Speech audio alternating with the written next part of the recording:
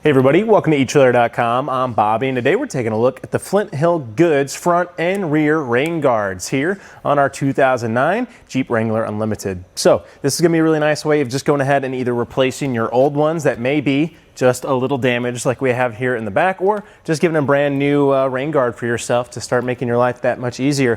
So what's great about these guys, you're going to get a couple little nice conveniences. The big one for me is of course blocking that rain. So if we were here in our Jeep, right, and we had everything cranked up and it's a rainy day, I don't know about you guys, but it's really annoying when you have all that kind of like window fog actually getting on the front of your window, and then you actually have to heat it up, and it's always a pain. What's nice about these guys, right, we can crack those windows down a little bit, get a little bit of airflow, and hopefully reduce that need of actually having to turn our heater on, which is great. Can be nice convenience that way too, of rolling down that window for yourself. And again, like if we get run over a skunk or something, nice to drop that window, just get a little bit of airflow and prevent that rain from getting the inside as we crack our window.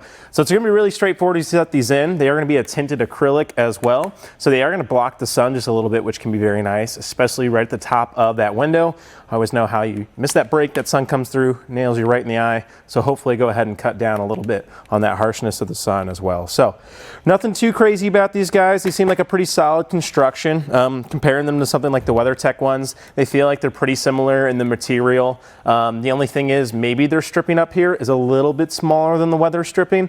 From what I've seen, I've installed these guys on a Ford before. They didn't seem to do that great of a job. Now, I've actually already gone ahead and thrown on my driver's side on our Jeep here today, and I will say they actually did a pretty good job. So let's go ahead and see how we can actually get these installed and how will they work here on our Jeep.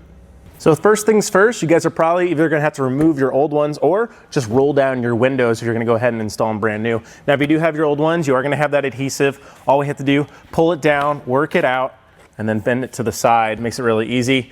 And then what we want to do, go ahead and try and get as much debris out of there with the finger as you can.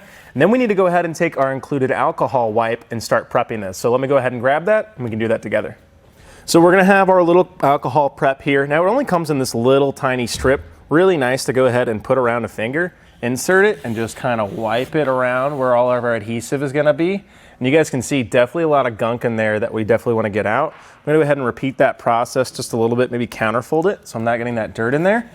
And of course, if we're putting our rear ones in, we want to make sure we also are putting our alcohol swipes on. But for just our front here today, all I need to do is make sure I'm getting almost all that out. Now, one thing I'll suggest, you can see this isn't going to go very far. So maybe getting yourself your own little rag or cloth and then putting the 70% isopropyl alcohol on it can be very helpful of making sure you have enough to get all of your window. So while we let our alcohol prep dry, we can just go ahead and begin to remove our red adhesive or stripping that's blocking our adhesive. So it can be a little tricky to get to. Just try to get a fingernail underneath it or two. Try to avoid pulling up your adhesive as you do it, and then just take the rest off. All the way. Now what I like to do at this point too is to make sure I'm not actually putting any contact to my adhesive pad, as I actually want it waiting until it can be nice and sticky there on the inside. So with our adhesive open and the red tape removed, we can go ahead and insert it. We want to start here down at the bottom towards our mirror, trying to insert these guys. Now as you do insert this, make sure that you're pushing in towards your vehicle. Why that is, we don't want our adhesive actually activating until we have it in place, right? So I'm keeping it away from the ledge that I want it to adhere to. Now as I go to push this in, come back down here to the middle, or the bottom I should say. I want to make sure this is out towards the side here. We actually have a little cutout. It might be hard to see if you guys want to get an angle shot right there of what we're looking for. You can kind of see we have a little cutout to make sure we're away from our window. Otherwise, this could roll up and actually break our rain guard. So that's definitely something to watch. But now that we have it pretty well situated for ourselves, I'm just going to do a couple last little checks here going around. But now I want to pull it towards me and be pushing this adhesive against the inside of my windowsill here. That way it actually starts binding and holding itself in place. So we're going to hold up this position for about 30 seconds to a minute, and then we actually are going to need to open up our door and roll up some windows, but we're almost there. So all we need to do now is actually roll up our window. We're going to roll it up and down about 5 times. So while we're doing that, pushing it up, making sure we're fitting itself right. And as I go up, we want to watch the sides here, making sure we're not having interaction. So I'm going to go ahead and continue rolling up. First thing we're looking at here is the bottom towards the mirror. Again, we make sure that we're not pinching that, and we're just simply pushing it to where we want it. And as we get towards the top here, I'm just going to go ahead, double check everything, make sure everything's not pushing itself off at all. I can hear it a little bit over here. Let me make sure that this is nice and tucked in up here. We don't want it catching itself, and we want it to actually stay in position. So that looks good. Now I can roll this up the rest of the way. One more push. Trying to get out of the track of that window can be very helpful. And seems to be catching itself in this top corner here. So sometimes this happens and you just need to kind of push it. Make sure we're getting it as far away from that window as we can, so that way it actually has room to slide into. And again, just rolling up our window.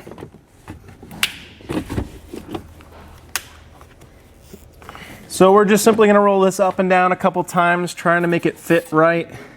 Again, kind of watching that corner. I'm getting a lot of flex on here, and that's just simply because we're trying to make room, right? Our window's pushing that in. So about 1 or 2 more times here. And then on our last push up here, we're actually gonna hold it in position. So I'm gonna do 1 more time.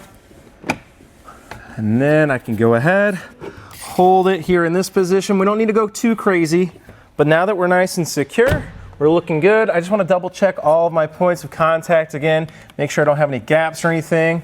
But yeah, looks like we're nice and installed on our front. For our rear guards, all we have to do is remove our old one. You guys can see this one had been on here more than 5 years or so. So it lasted a pretty decent amount, but they are susceptible to just a lot of UV radiation, a lot of movement with our windows, and that can end up them cracking just like you're saying. So they last for a little while, right? But they are plastic here on the outside of our vehicle. We can just go ahead and grab our new one. Of course, remove our red tape and start setting it in.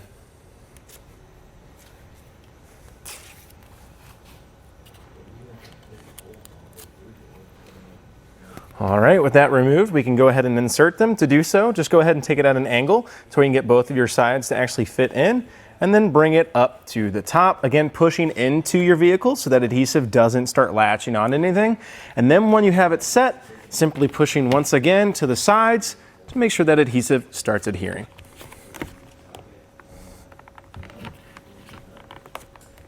With it set in place, we're going to go ahead and roll up our windows once again. I like to attack it from the inside here too. Make sure these corners are as pushed up against that corner as we can.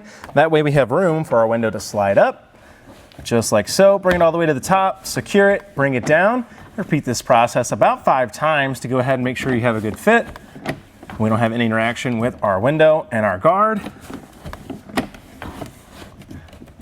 And one last time. And then we want to roll it up. Now that we have all of our windows rolled up, what we want to do at this point, leave them rolled up for about 72 hours. That's going to go ahead and allow our adhesive strips to actually go ahead and adhere to the inside, and we definitely don't want to move it too much. Otherwise, you can weaken that hold and they're apt to fall off. So let's go ahead and let them sit for a while, and we're ready to rock and roll with them. Well, now that they're in, I think they do a decent little job here. I'm seeing a little bit of bind happening every now and then here in the middle. Now luckily here today on the Jeep Wrangler, definitely not too bad. I have good spacing, at least 2 fingers width all the way through. So I'm definitely not gonna be worried about any kind of contact there with our windows, which is nice to see. I think it really worked out well that we had the roll up windows on here. Now I have installed these before on a more power assisted window, and just kind of getting this top portion to be easier to manipulate can be a little harder. You really have to watch it. So I don't know if everybody at home is gonna have the roll ups. I think we will, just kind of with our year of our vehicle. But if you do have those powered ones for some reason, just watch it as you guys are rolling that window up, just being a little gentle with it. And as you get towards the top, just double check all the positions you're in.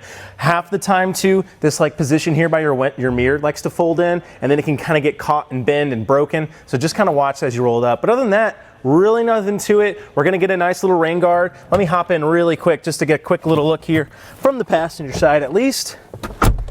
And yeah, I like that I can actually probably block that sun that I'd be having, right? I can go ahead, I could crack this for a little bit, and I can't today because I wanna make sure these are adhering to themselves, but it's gonna be great that I crack that down, even if it's raining, and go ahead and have a little bit of airflow and not get wet on the inside, which is great. So really, really do like how those work. And I think they look good here too on the Jeep Wrangler, which is great. And I'm not seeing too much movement, so I know we're nice and installed. And yeah, I think it's gonna do great for us, guys. Other than that though, I think that about does it for our look here today at the Flint Hill Goods rain guards here on our 2009 Jeep Wrangler Unlimited. I'm Bobby, thank you for watching.